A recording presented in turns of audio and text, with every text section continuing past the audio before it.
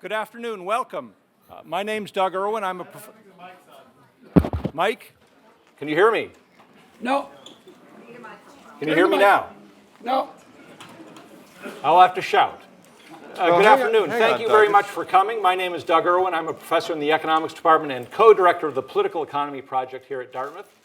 I'm here with my co-director, Russ Muirhead from the government department for this afternoon's event. Because he won't say so, I will say so. Today is a very special day because his new book has just been published. A lot of people are saying A New Conspiracism and the Assault on Democracy, available from Princeton University Press, Amazon.com. It's been featured in Vox, The Atlantic, The New Yorker just this week, so I'm sure we'll get a lot of attention. A lot of people are saying it's pretty good. I can't vouch for that myself, but that's what's going on.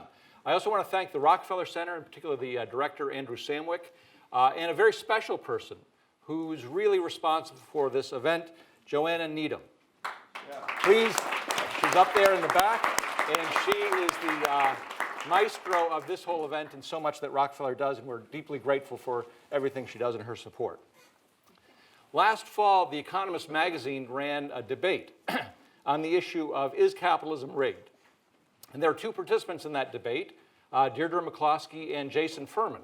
So we thought it would be a good idea to take their short excerpts from what they had done and have this debate here at Dartmouth where they could engage with one another and explore the issue in greater detail. Now this is a topic I think that needs no introduction. There's obviously rising concern about inequality, rising concern about the power of big business and concentration, increasing concern about an urban-rural divide and have-nots in the United States and elsewhere. So obviously it's a very important topic. Unfortunately, Jason Furman, who's now a professor of the practice at the Kennedy School of Government at Harvard, could not come at the very last minute due to a family medical emergency. But he's going to be coming in the fall, we hope. But we do have Deirdre McCloskey from the University of Illinois here with us today for this conversation. Let me introduce her. She has, since the year 2000, been Distinguished Professor of Economics, History, English, and Communication at the University of Illinois at Chicago. She got her PhD in economics at Harvard University and then went and served on the faculty of the University of Chicago for more than 10 years. She is a prodigious in terms of her scholarly output. She has published 16 books. She's edited 7 more. She's published over 300 articles on economic history, economic theory, philosophy, rhetoric, feminism, ethics, and the law. And statistics. She describes herself as a literary, quantitative, postmodern, free market, progressive, evangelical, Midwesterner, formerly from New England, woman, formerly a man, Christian, libertarian, not a conservative, humanist.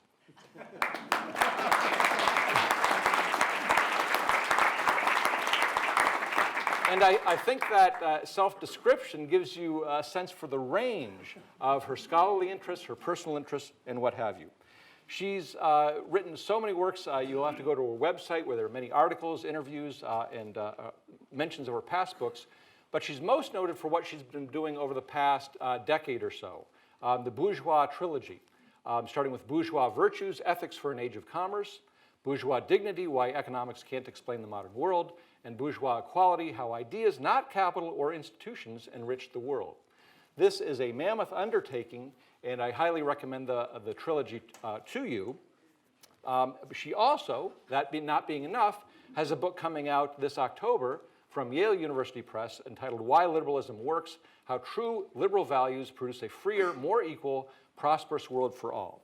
So what we're going to be doing this afternoon is Professor Muirhead and I will be engaging in a discussion with her on these issues for about a half an hour. Then we'll open it up to Q&A from the audience, and we will interrogate her on her views and play Jason Furman in terms of what he would have said, perhaps, how she would respond to some of the concerns about whether capitalism is rigged today. So join me in welcoming Deirdre McCloskey. Thank you. Thank you very much. I'll stand for my open. But by the way, I'm not evangelical. That has a special meaning. Oh, did I say? I'm an Episcopalian. Episcopal. The frozen chosen. Yes. I'll stand for an initial statement. I have a speech defect. I've always stuttered. As I get older, it gets less prominent. And I'm in an occupation where you have to speak all day, so I haven't stopped. It improves, as you'll see. So the question is capitalism rigged? Well, I got a lot of objections to the question. That's always a good academic trick, gamesmanship, attack the questioner. For example, I don't think the word capitalism is appropriate. As you can tell from the title of my last book, capital accumulation is not what made us rich. And yet even my hero, the blessed Adam Smith, he's the one who introduced this idea that capital is essential. That how would the Highlands of Scotland become closer to the model of economic success in the 18th century, namely Holland? And he said, well, if there was more capital and it was correctly allocated, then even the wild Highlanders, of which he was not an example, would be as prosperous as the Dutch, which was not terribly prosperous by modern terms. The Dutch at the time in modern prices you would face in Hanover, earned, now hear this, about $6 a day per person. Imagine trying to get along in Hanover, especially in January, on $6 a day. And that was the condition of the most advanced economy in the world in 1800. So what happened?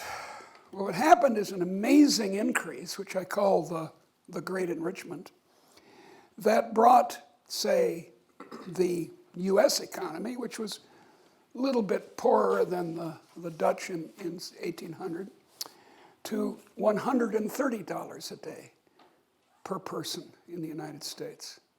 England, again, approximately the same as the Dutch in 1800, to $110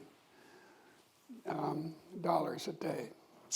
Unspeakably poor countries like Finland and Japan in 1800 are now at the $100 a day or $110 a day level. My ancestors in Norway, I've got an Irish name, but I'm 1/4 Norwegian, were again unspeakably poor in 1800. And now, because of the oil, not just the oil, but because they're a modern, well-functioning capitalist economy, they are at about $140 a day. This annoys the Swedes very much, who have been accustomed for many centuries to viewing the Norwegians as their country cousins. So there's an amazing event that just happened and is continuing to happen and will continue to happen. My books are in the end optimistic about the future of what I would rather call, instead of capitalism, innovism. Innovism. I have a longer, much clumsier phrase explaining it: commercially tested betterment. It's betterment, it makes people better off. It's commercially tested in the sense that these improvements, electric lights, carpet, and this projection system and so forth, have to face a commercial test. People have to be prepared to pay for them, or they're not going to happen. And so there's this amazing event that I'm old. Don't guess how old I am, but I'm old. I was born in no, I shouldn't say that. I'm very old. I was born at the height of the Battle of Stalingrad, to to give you an idea. Those of you who are sophisticated in history will know how old. And in my lifetime, a country like the United States, which encourages commercially tested betterment, has its life has been transformed. In the early 40s, income per head in the United States was about what it is now, today, in Brazil. And the older people among us can remember not having air conditioning, not having the internet, not having 400 channels of rubbish on your cable TV. So it's not capitalism, it's innovism. And here's a terribly important point. If we're going to talk about the system, this innovism, these markets, yes, the government has a role. I'm not an anarchist, but it should have, in my opinion, a much smaller role than it does now. But in any case, if we're going to talk about this system and criticize it and say, well, it's rigged and, geez, the poor are poor and this is very bad, we have to think of the alternatives.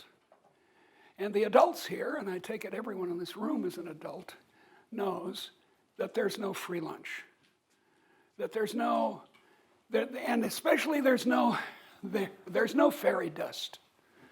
You can't take the fairy dust and sprinkle it on the society and get things that are impossible. For instance, a perfectly egalitarian society judging by results, say income, and yet a society in which people's particular gifts are evoked in a way that makes us all better off. Take the case of baseball players. I'm a Cubs fan, as you might expect. I was once a Red Sox fan.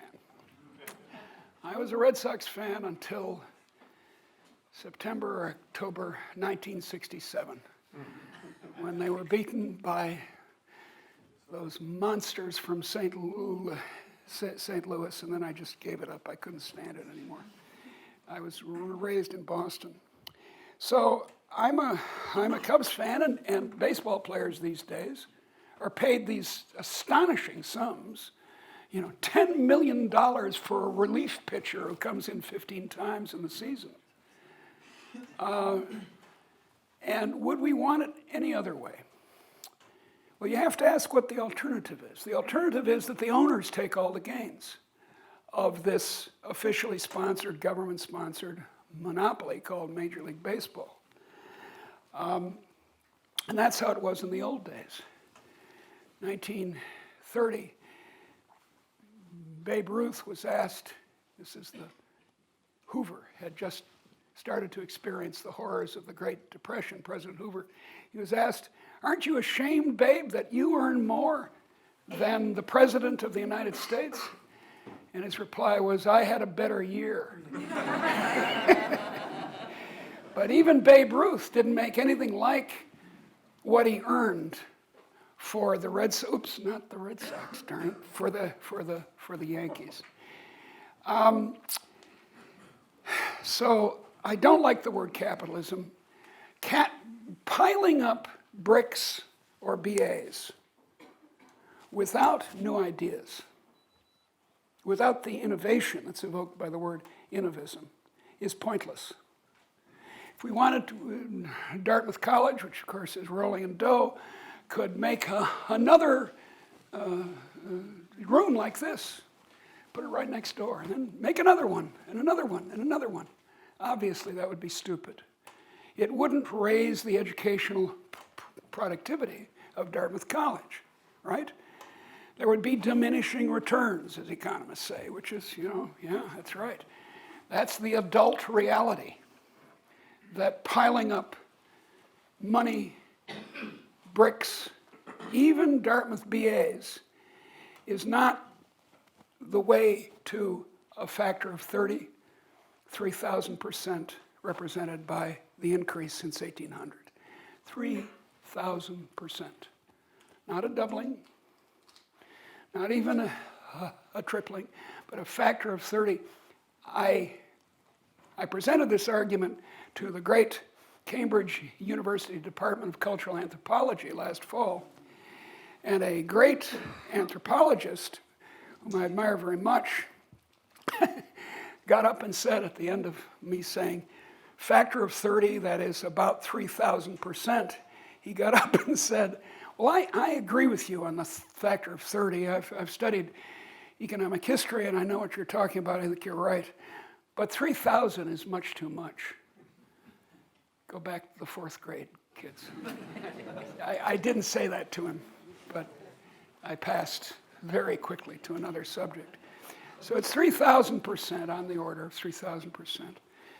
And it's completely unprecedented in human history. And so if it's rigged, it's pretty good rigging. It's been good for ordinary people. I look around this room. I don't see any descendants of crowned heads of Europe or Asia or Africa. I don't see any Habsburg chins.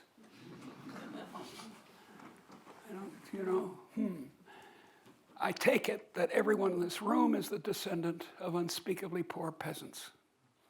Right? I mean, I can speak for myself, I am. And yet here we are of a Tuesday afternoon, waxing philosophical about something called capitalism and so on. So there's this enormous change, and it's been good for poor people.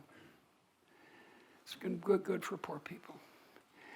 If you try something else, people say, oh, the system, it's against the poor. Let's have socialism. That's the new cry from the left of the Democratic Party. Let's try socialism. I've always been very puzzled by that, because has socialism been tried? In 1917 in Russia, in Cuba in 1959, in Venezuela as we speak. Now, part of the economy can be socialist without any trouble at all. There are elements of socialism that I think we should have in our economy and our polity. I'm a Christian liberal in the John Stuart Mill or Adam Smith sense of liberal. Adam Smith talked of the liberal plan of equality, liberty, and justice. By equality, he didn't mean French equality of result. He meant equality of social standing. By liberty, he meant economic rights, the right to open a hairdressing salon, which I desperately need in the neighborhood. By justice, he meant equality before the law. So this liberal movement that begins in the 18th century in Europe, especially in northwestern Europe, is, I think, the spring of the modern world. There are lots of other gear. There are gears, property rights, peace, and so forth. But the gears were very common. You had them in China, you had them in South Asia, you had them in the Ottoman Empire. But the spring was freedom, was the end of slavery, the end of various kinds of slavery, of women enslaved by men, slaves enslaved by masters, ordinary citizens enslaved by their government. So that's my story, and my story, and this took me a while to figure out in these 3 volumes. I didn't have this, I wasn't clear on it when I started out, but freedom made us rich. It didn't corrupt us either. If getting rich meant you lost your immortal soul, sorry, I'm not interested in being rich. And I've succeeded very well in not being rich. So you see what I'm saying. The modern world is not corrupted by its you could call it financial enrichments, kind of a crude way of talking. What happened was innovation. invention. Institutional, such as the modern university, which Dartmouth exemplifies. The research university, which teaches but also does research, advances knowledge. That's a new idea. And so it's not just mechanical, electronic, and biological inventions, though they're very important, but also institutional inventions that made the modern world and made us rich, and is making India and China rich right now. In a couple of generations, surely in China, Chinese income will be equal to that of the United States per capita. In maybe a little bit longer, Indian income per head, if they keep a liberal economy going. With all the craziness of Indian politics, if they keep it going, they too will get rich. The whole world will become rich. The wretched of the earth will be wretched no more. So I have an optimistic message that this, I don't want to call it a machine because it's not. It's this capital accumulation idea that's the machine. No, it's not a machine. It's human creativity brought into the open, allowed, whereas it was crushed systematically before 1800 by guilds, by princes, by husbands, crushed by masters. And now, slowly, gradually, imperfectly, we've become free. One more analytic point that I want to make before we get going here. Freedom, or liberty, you can use the Anglo-Saxon or the Latin, I don't care which one you use, is not the same thing as wealth. My friends, Martha Nussbaum and Amartya Sen, talk about, well, Amartya does, development as freedom. And that's a mistake. We should have a distinction between freedom, which is freedom from human coercion. Your husband, the older women here know that in the 1950s in the United States, you couldn't get a bank account as a married a woman without the signature of your husband. We should have a word for freedom, for the absence of tyranny, for the absence of physical coercion of one person by another, whether the person is your husband or the police. Distinct from wealth. People get this all confused because they think of freedom. Well, freedom means I'm rich, and so I can do anything. I can go to Hanover when I want. By the way, I met my wife of 30 years on the porch of Alpha Theta in 1962. And she was a nurse, student nurse at Mary Hitchcock. Freedom means being rich, huh?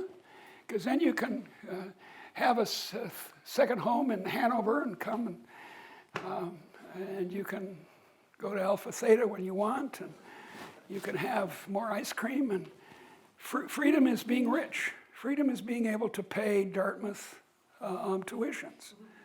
No, it's not. That's richness, and that's distinct from freedom. It's as though people think that freedom is being able to fly. That freedom, no, freedom is freedom from human coercion. Human coercion. Because we need a word for that. We need a word for tyranny and its absence. Tyranny and freedom.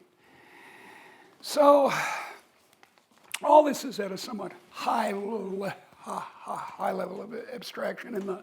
In the discussion, we'll get into some of the details. But the ordinary people have been greatly enriched by innovism, and they continue to be. It is incorrect, it is a mistake, although a very common one, to think that income per head in the United States is not increasing for ordinary people. You see it on TV all the time. A flat line of wages. That is a mistake. I've spoken to the head of the Consumer Price Index a couple of times about this, not at length, but just had a little conversation with her. And she agrees, as any competent economist does, that the quality of goods can't be correctly measured, and the quality of goods has increased. Everyone here of a certain age knows that tires have improved radically. I don't know how many tires I fixed as Donald. You know, I was fixing them all the time. I got to be really good at fixing tires. And now I don't need to use it, or I get some guy to do it, which is even better. So ordinary people have gotten better, and in the world, they're getting radically better. Let me conclude with inequality. This isn't the whole story. We'll get into it.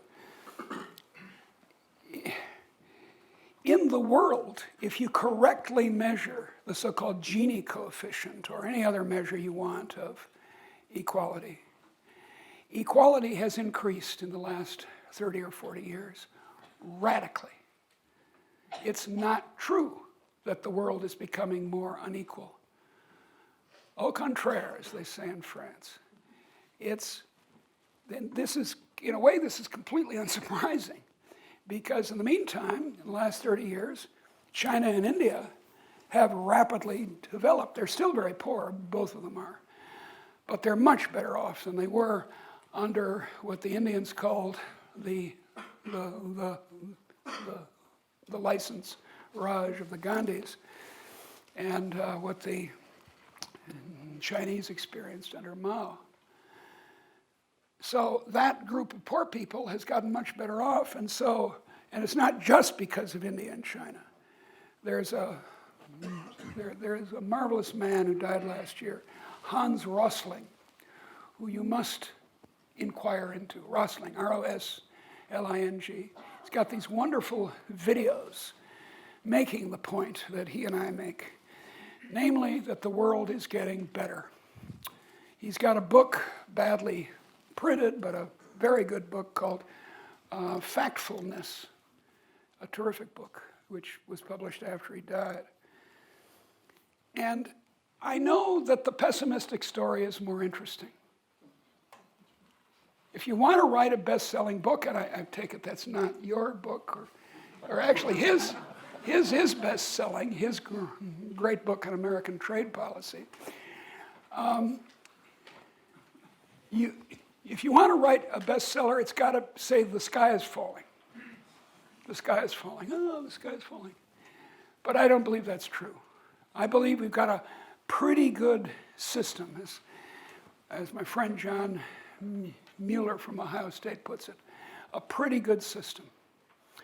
And running off to find something even better by throwing the fairy dust on it to make impossible societies that can't possibly exist is not going to make our poor people better off.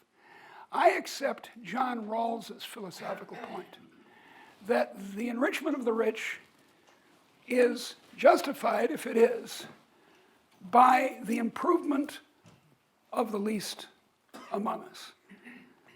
And it is. Contrary to what you might have heard, the poor are not getting poorer.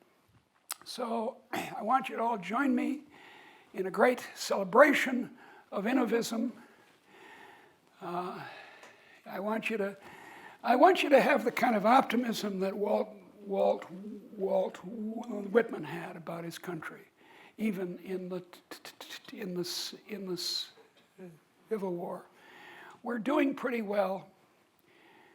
We've made terrible mistakes, but we're getting better, and the poor along with us. Thank you very much.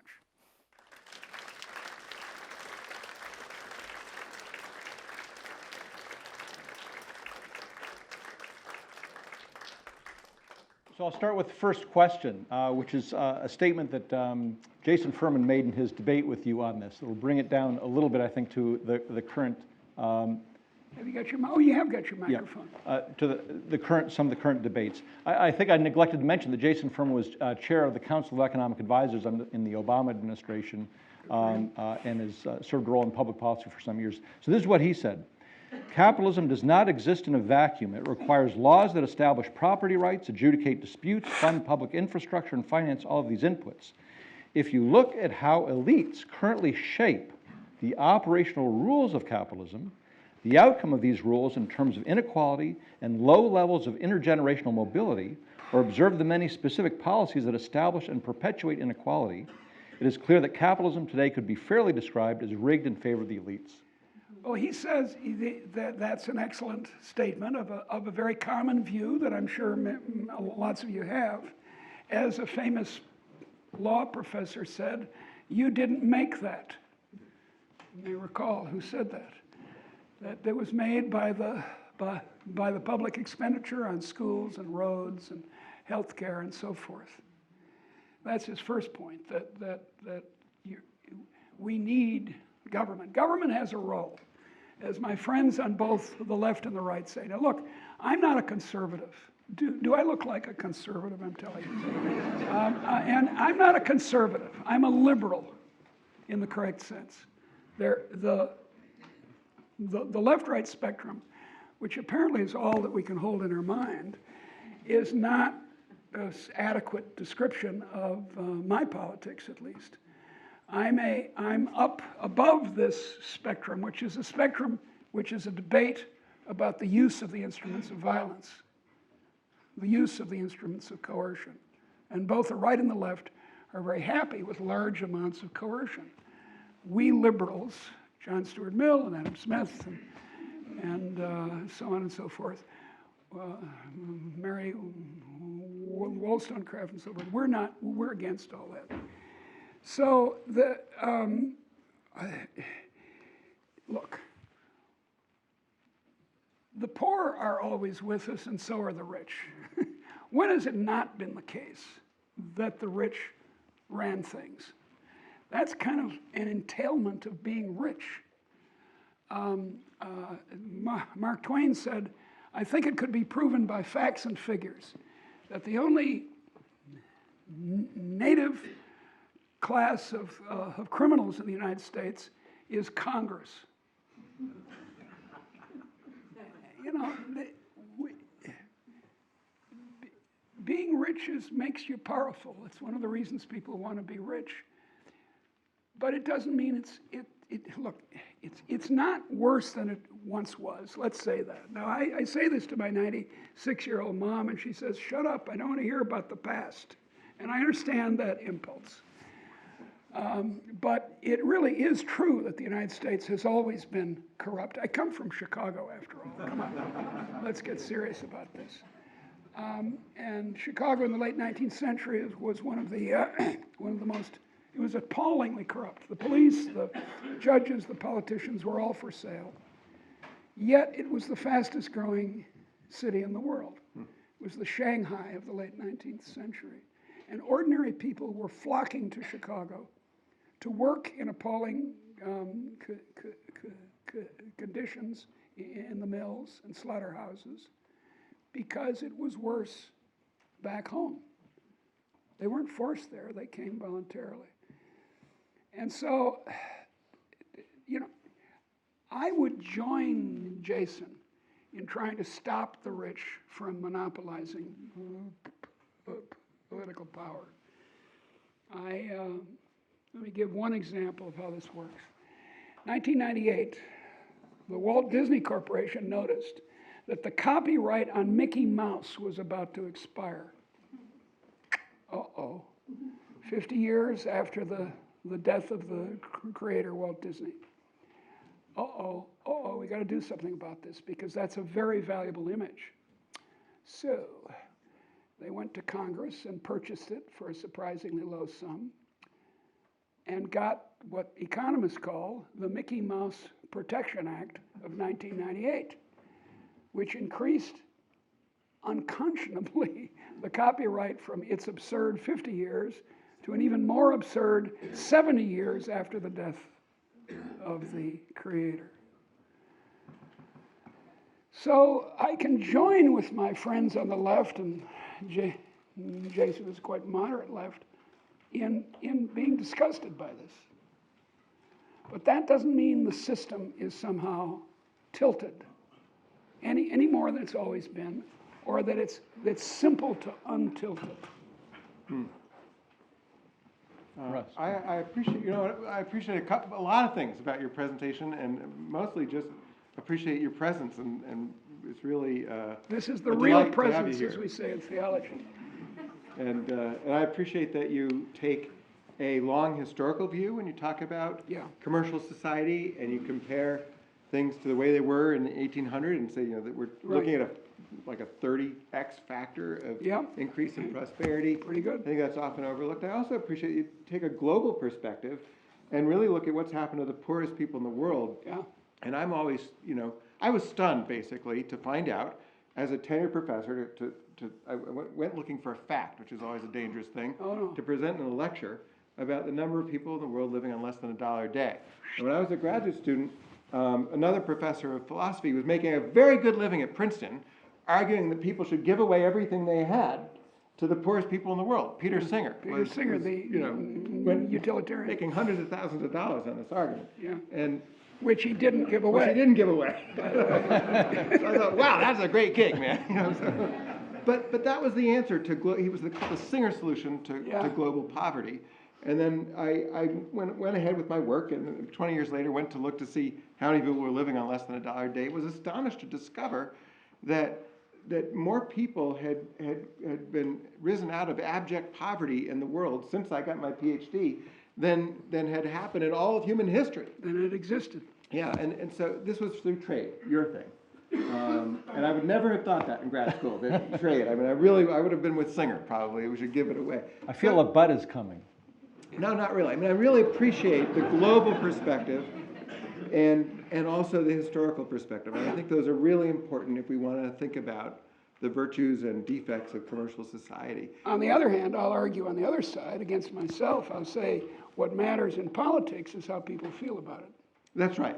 And one of the things I know even if it's good, if they think the sky is falling. Yeah, so here's the question. Sorry for the long wind-up, but one of the things I feel, and I notice a lot of people feeling, is that the middle class, we don't have as much of a middle-class democracy as we had in the 1970s. The middle class is kind of hollowing out. Maybe there's a larger affluent class. It sort of looks like that to me. Maybe there's a larger working poor that can't ascend into the middle class. And I think there's a lot of anxiety and even lamentation about the decline of middle-class democracy in the United States. And that can invite people to think that the system is somehow broken. Yeah. And I would just invite you to comment on that. Well, in the first place, the hollowing out of the middle class, it didn't happen. What happened is that the people in the middle class moved up into the upper middle class, or the upper middle class. That's what happened, statistically speaking. The correct way to do this is to follow people over their lives, to look at their life history. And in the 1950s of nostalgic memory, when people were in the working class, they stayed there mostly. Most of them did. And when they were in the middle class, they just stayed there. So I'm doubtful. I'm by no means an expert in this. I should be talking to sociologists and so on about this in a more serious way than I do. But to come to the other point, how we talk about it matters. And if Donald Trump gives an inaugural address, what was the word he used? Talked about the carnage in the United States, and plays it up all the time. It's just populist fascism that he's indulging in, and it's very dangerous, and it arouses people. This is what, we all know, is happening worldwide. I was in Hungary 2 weeks before the last election, and Orban was using explicitly anti-Semitic arguments, and he was saying the the Muslims are coming, the Muslims are coming. You know, the sky is falling, the sky is falling. The Muslims are coming, the Muslims are coming. And the premise of his argument, if that's what you want to call it, was that Muslims are coming to live in Hungary. Now think about that. Learning Hungarian. Wait a second. They were on their way to Germany. German is hard enough, but Hungarian is impossible. Nobody's coming to Hungary. Nobody's coming to Hungary to become a Hungarian. You have to be, I mean, I have the highest opinion of Hungarians. I've had some of my best friends are Hungarians, but their language is impossible.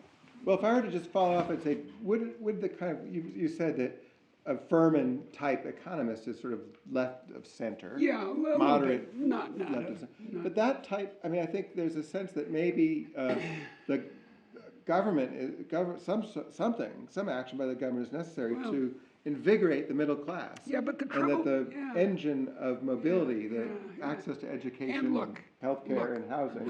Look, I'm all on board with that. Yeah. In Denmark or New Zealand, with, you know, insanely honest and earnest and intelligent politicians, sometimes not, but administrators, and you know, they're very serious. I've taught in Sweden quite a lot, and they're boringly serious about. Weberian bureaucrats. They're absolutely, they're Weberian bureaucrats, not an ounce of inspiration in them. But I'm talking as a Norwegian, you understand.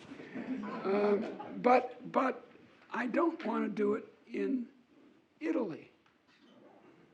There are rankings of, as you well know, of the honesty and competence of governments.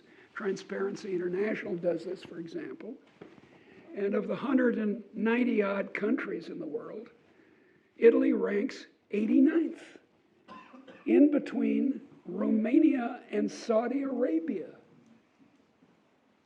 And no rational Italian wants to give the government more power, and yet they keep doing it. Pazzo, this is insane. So I have doubts about the American government. I mean, it would be nice to help the working class, wouldn't it? I mean, the working class especially, but the middle class too. Well, and then this is the last follow-up. No, you can follow up as much as you want. But, you know, one policy that the left of the Democratic Party, people like Bernie, suggest is, either free higher education, or let's just say a vastly more affordable higher education. I'm all for it. I think we should have a government program to pay Dartmouth tuitions for everybody. That would absorb the entire national income of the United States if we did this.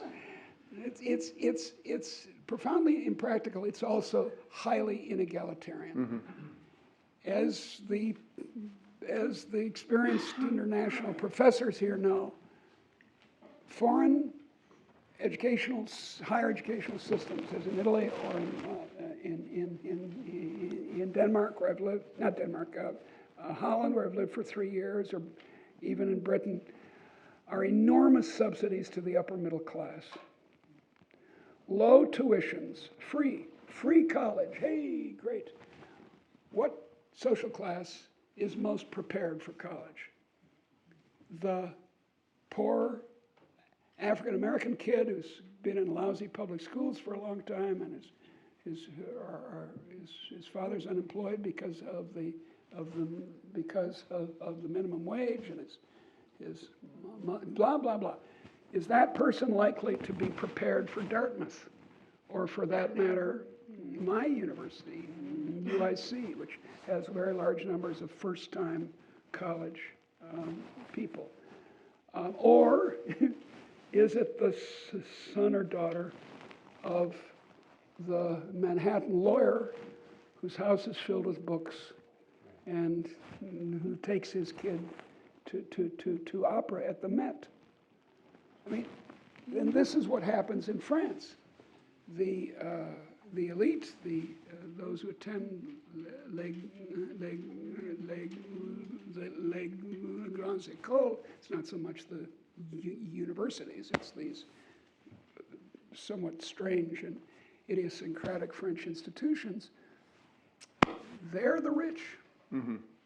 I know that you have a lot of questions, Doug, but why don't we invite our students to ask a question or two? Absolutely. Before we So we have two roving mics on either side. Please raise your If you have hand. a question, just signal any of our students. There's somebody right back here in the center. John, you have a question? You're right up front. You get to spark it out. Is it? Oh, okay. Well, just with that last point, then, with the example of two social groups and higher education, then where in the system is the mobility for those people who are in that lower group who you say wouldn't be prepared for Dartmouth? College is one of the big mobility machines in the United States. I agree with that. Although so are the trades. Becoming a plumber is what I advise everyone to do here. But no, I mean, look, here's what I want to do in higher education, so far as financing is concerned. I want poor people to go to Dartmouth free. But you know they do right now. And these so-called scholarships are actually, we call it in economics, price discrimination, which sounds like a bad thing. But we let poor kids come at zero price. And that strikes me as appropriate. We ought to aim welfare not at the rich but at the poor. Does that sound plausible to you? Yet a lot of the activities of the government, it's like the old interpretation of the golden rule, the cynical interpretation. The golden rule is that those who have the gold rule. I'm against it. If you had legislative power and you could make one reform to American so-called capitalism, forgive me the use of the term, what would it be? What reform would you make? Well, I got a long list. Let me look. Okay, I'm not going to limit you to one. What should we be reforming? Well, I would abolish the Food and Drug Administration tomorrow.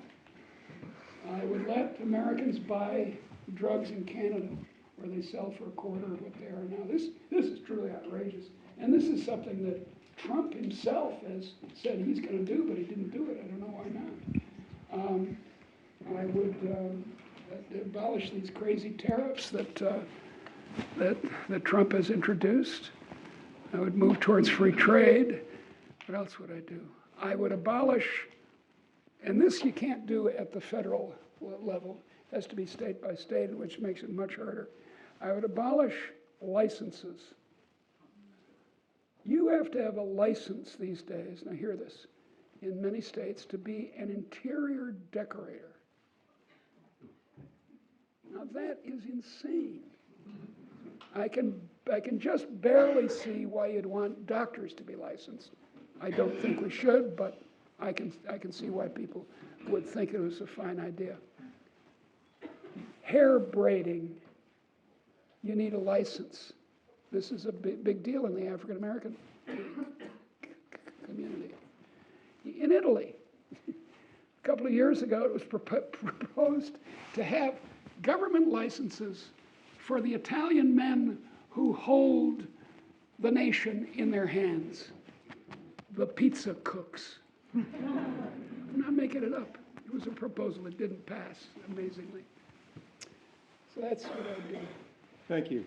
If you have a question, raise your hand. Doug? Got a hand up here? Oh, sorry, and then we'll go back here. Oh, one mic, okay, so. You may need to ask a question. Sure. New data suggests that among my generation, people are increasingly skeptical of democracy, democratic institutions, and are prone to be supportive of terms like socialism, even though it's hard to describe what particularly people are advocating for. So my question is this a sort of cultural complacency, or what is it that is driving Generation Z sort of away from this liberal tradition, coming out of the names that you mentioned and towards this new idea? It's because they haven't read my books. 2,000 words away 2,000 words away. from understanding things. But you're absolutely right, and it's very dangerous. It's what populism is, whether it's on the left or the right. It's get the man on the white horse, rarely the woman on the white horse, by the way, and everything will be all right. And we need national service, and we need compulsion. We need more of that coercion that's worked out so well in the past. And tyranny has not worked out.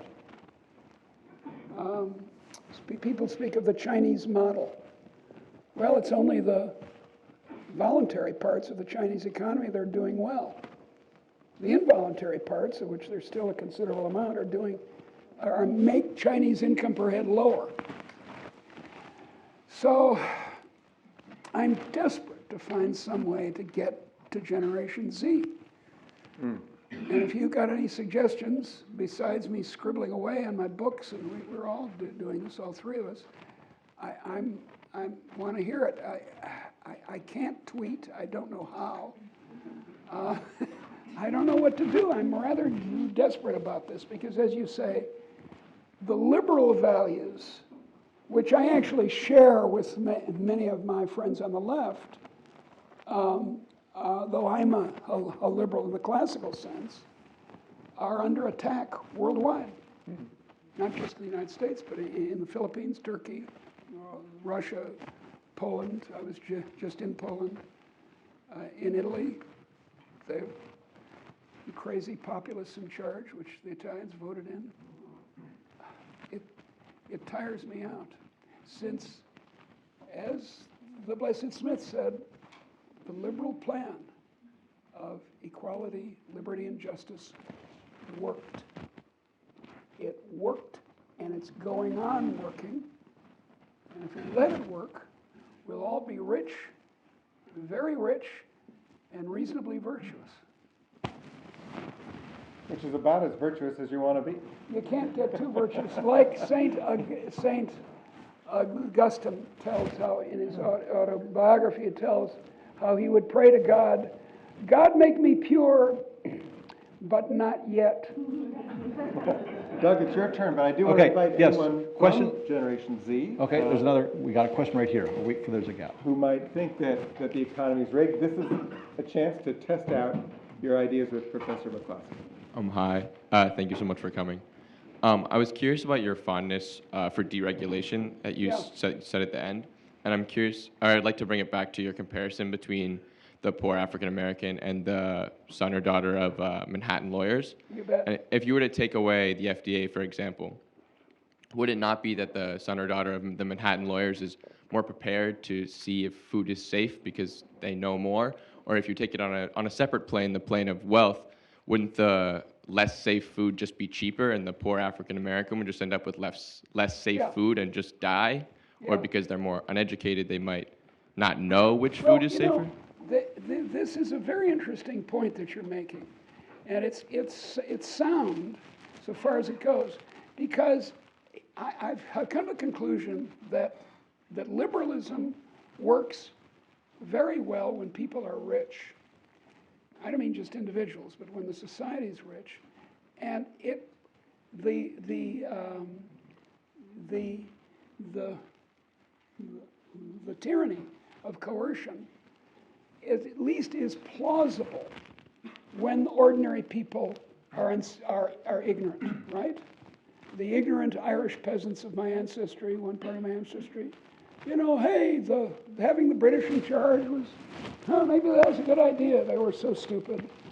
Or the argument that Thomas Carlyle made, I think it's a terrible argument, but he made it in the 1830s and 40s, that emancipation of slaves in the British Empire was a terrible idea, said he, because, we got to keep these darkies working. And they'll fall into, and it's the argument of the aristocracy that we need coercion by the rich. But it gets less and less plausible in an era of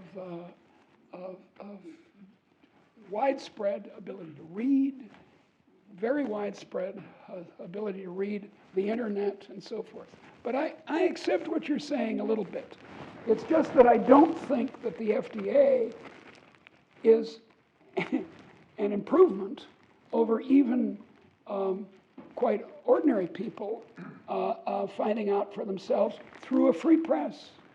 You got to have a free press. If you don't have a free press, my argument doesn't work at all.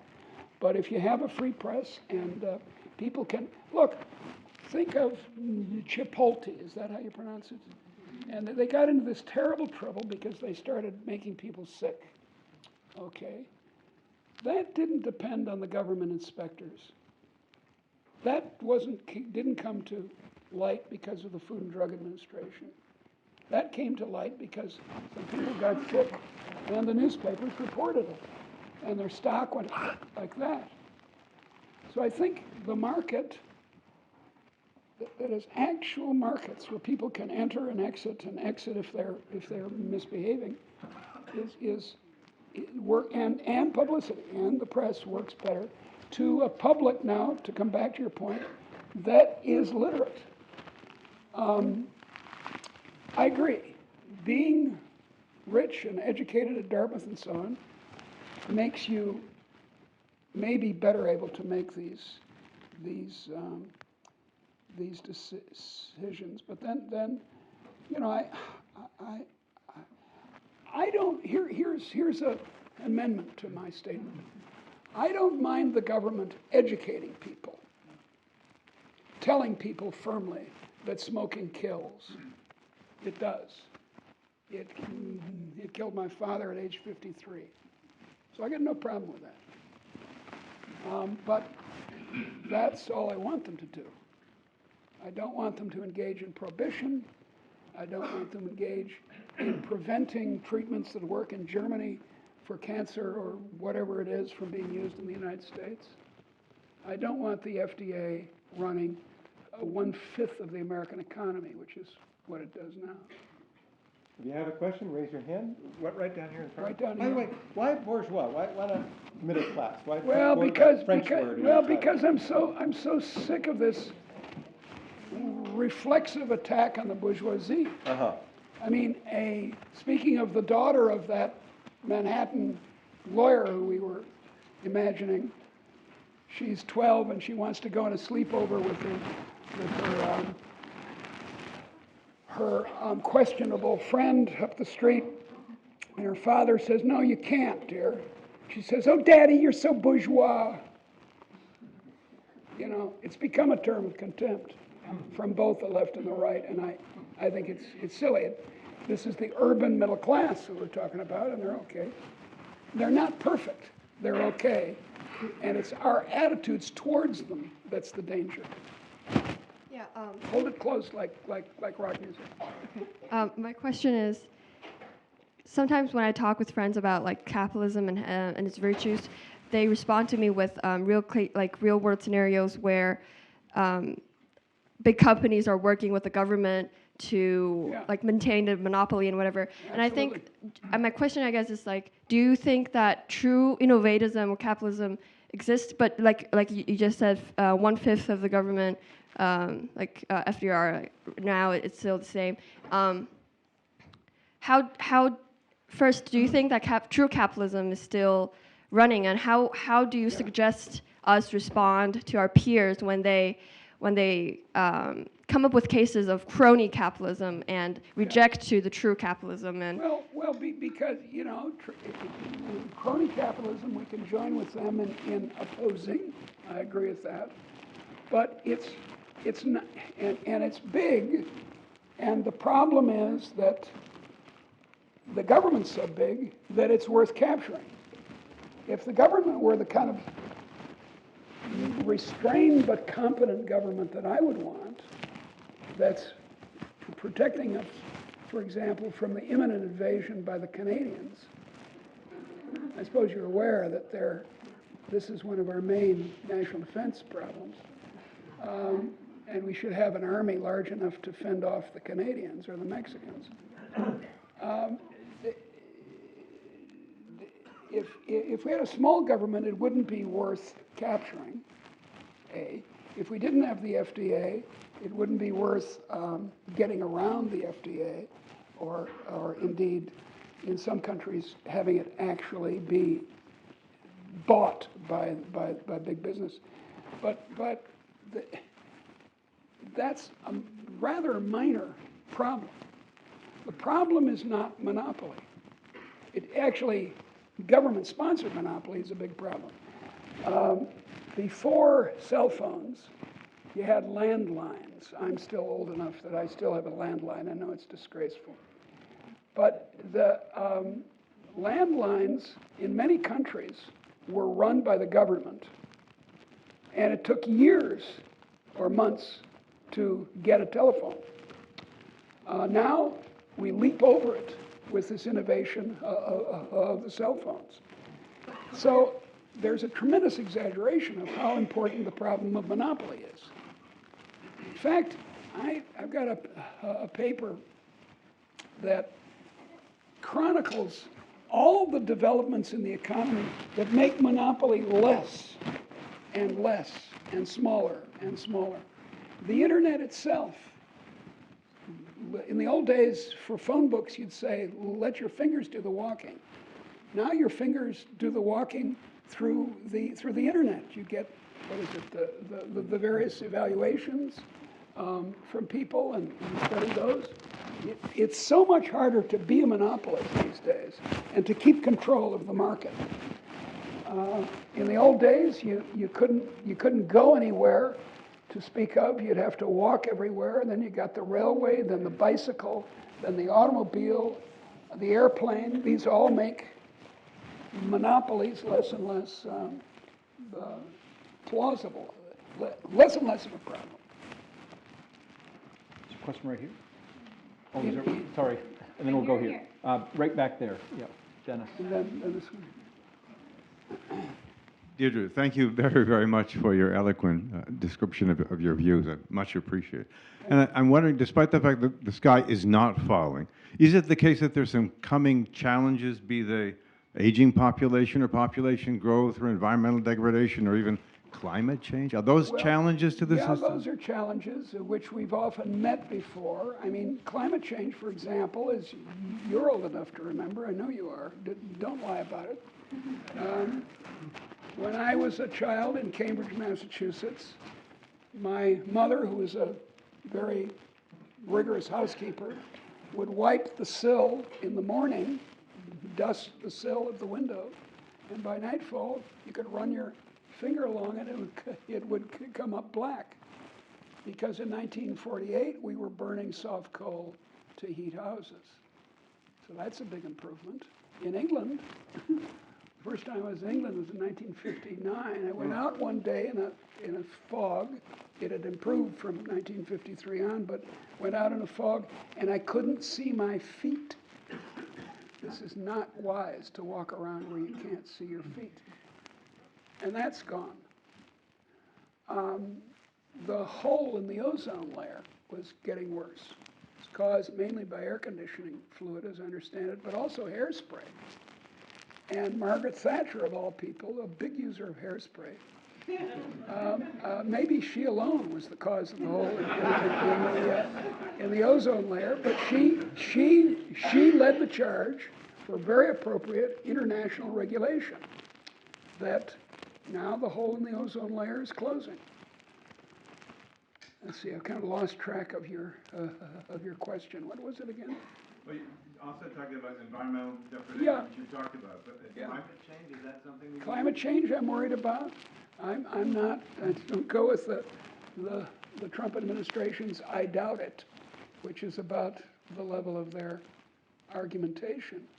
No, but I go with this character Landberg, a Danish engineer, who says, well, yeah, it's caused by humans, it's caused by carbon, and we get it, yep, and okay, now what to do about it? And we don't need to close down industrial civilization to take care of climate change. In fact, on the contrary, we want to let industrial, or not industrial so much, but economic growth, this great enrichment, take place in India and China and sub-Saharan Africa and blah, blah, blah. So we get more entrepreneurs and more engineers who can solve the problem as they've solved these problems in the past. So that's one of the sources of my optimism. But there'll be a technological fix. There'll be a technological fix. And, you know, you say, oh, well, it's technological fix. The very terminology sort of says, oh, well, that's unlikely. How do you know? I didn't mean to No, I understand convey you didn't. that. I understand you didn't, but some people do mean it. Yeah. So it's a fix. You're just making, the same people who say that the invisible hand is just theology. There's no basis for it. Well, there is a basis for it, and there's a basis for optimism about technology. Because over and over again, there was a famous economist, very famous, Stanley Jevons, who wrote a book called The Coal Question in 1868, which said that Britain would run out of coal and industrial civilization would collapse. And when people asked him, well, how soon is this going to happen? He said, you know, it's terrible. It's going to happen in 400 years. This is crazy. There was this oil stuff. People said, oh, we can't use oil stuff. It'll leak out of the barrels. Oil is not the solution. When we started to run out of whale oil, we got kerosene. Now, this doesn't mean, this isn't magic. This is economic incentives. When whale oil got more and more expensive because the whales got further and further away from Nantucket, the price of whale oil for lamps went up and up and up. People said, now, how about this black stuff in Pennsylvania that comes out of the ground? Maybe we could use that. Actually, the Turks had long ago invented it, but kerosene. We're running out of time, so we're going to try to collect as many questions as we can. Maybe one here, and then in the back there, and then we'll get quick answers, and we'll see how we go. I've written 1,700 pages, actually more than that, more like 2,000 pages on this. So I tend to lean towards 2,000-page answers. I'll make this as quick as possible. I'm really intrigued when you start with the premise that freedom from human coercion in the absence of tyranny is really the fundamental concern you seem to have. Yeah. And I would think you'd build out of that a kind of a system of some form of anarchism where you are concerned about power, institutionalized power, whether it's unions or corporations or government, and you would be sort of have a stance that would say, let's move towards a society which is more decentralizing of power, using your free markets and so forth, and maybe follow that route. I agree with that. I'm in favor. Collect a couple of questions. Yeah, let's go right here. In short, I'm in favor of that. It's in Catholic social teaching, as you may know, it's called subsidiarity.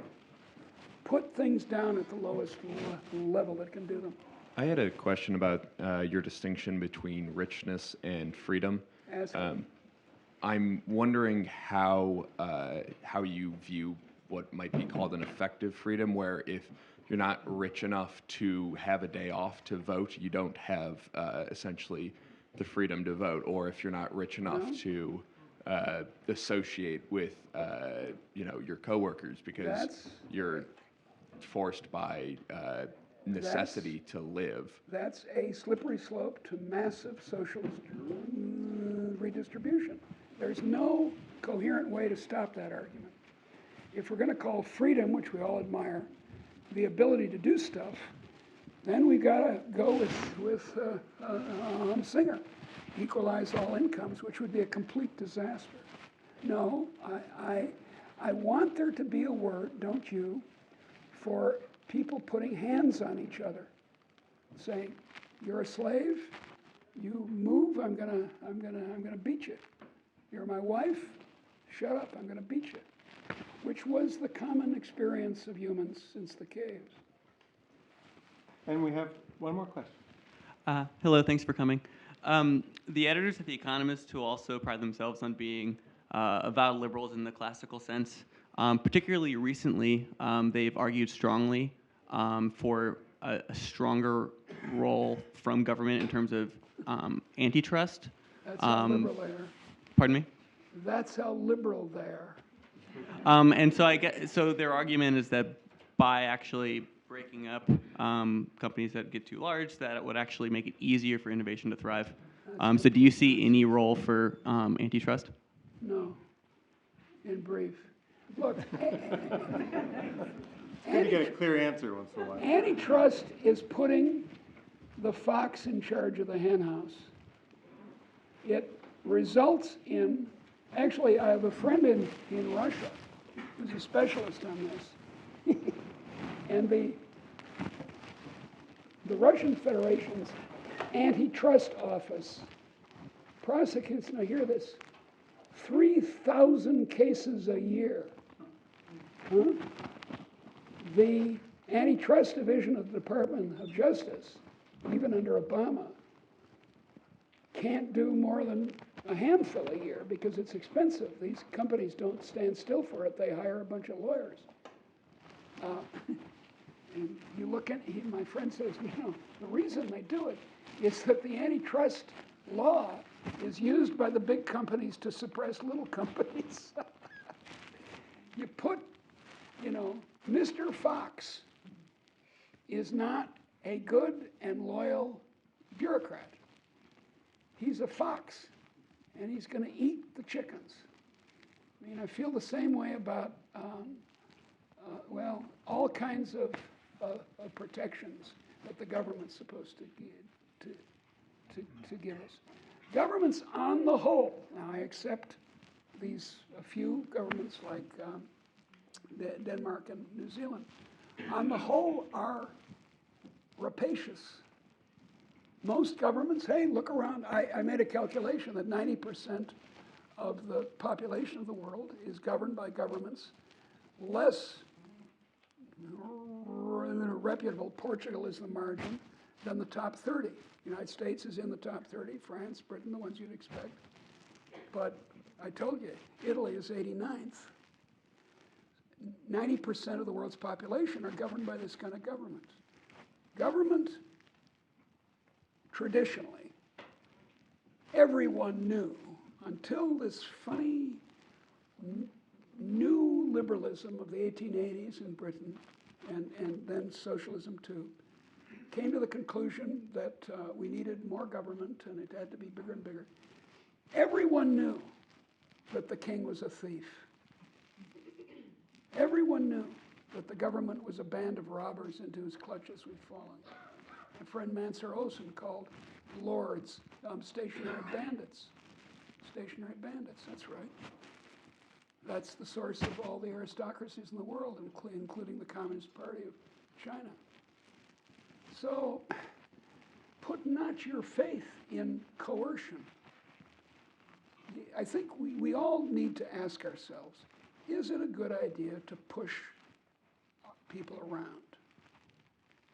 And I think, we got to have police to protect us from the bad people, yes. But we don't need to push people around in their employment or their business. And on that note, if you have further questions, please come up and pose them. Otherwise, thank you very much for coming this afternoon.